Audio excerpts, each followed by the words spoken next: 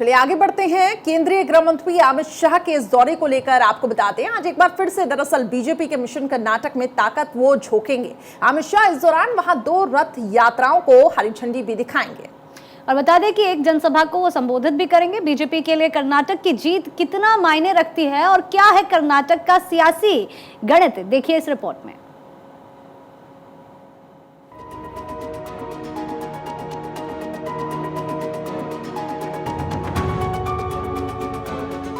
North east में जीत का जश्न अभी मनाया ही जा रहा था कि बीजेपी अपने अगले मिशन में जुट गई है।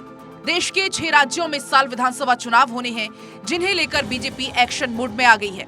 अगला नंबर कर्नाटक का है, जहां पर मई में विधानसभा चुनाव होने हैं और इसको लेकर बीजेपी 1 मार्च से कर्नाटक के 4 हिस्सों में अलग अलग विजय संकल्प रथ यात्राएं निकाल रही है।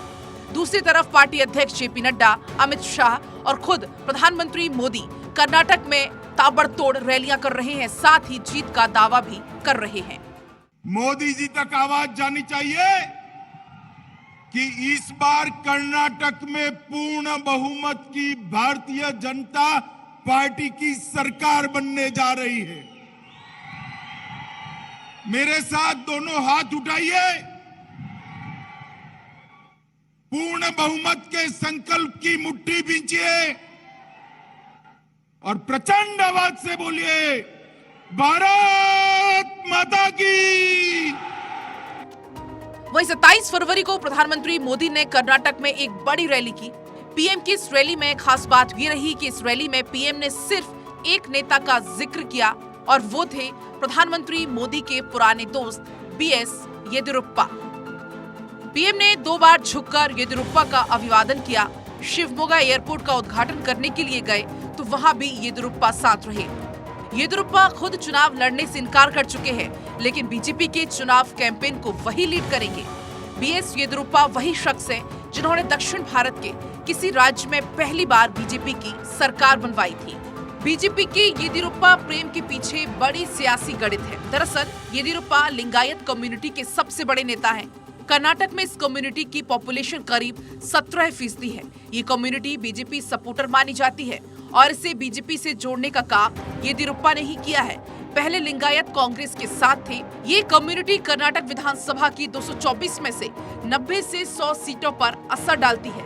राज्य में छोटे बड़े 500 से ज्यादा लिंगायत मठ है। चुनाव के पहले हर पार्टी के नेताओं का इन मठों पर आना जाना शुरू हो जाता है। अपनी रैली के दौरान प्रधानमंत्री मोदी ने कांग्रेस को भी घेरा और कांग्रेस पर कर्नाटक के सपूत यानी मल्लिकार्जुन खड़गे की उपेक्षा का आरोप लगाया।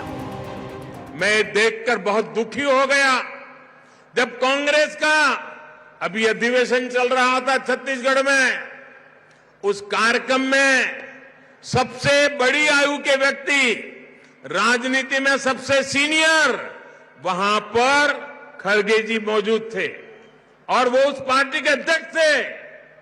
धूप थी, जो भी सब खड़े थे उन सबको धूप लगना बहुत स्वाभाविक था, लेकिन धूप में वो छतरी का सौभाग्य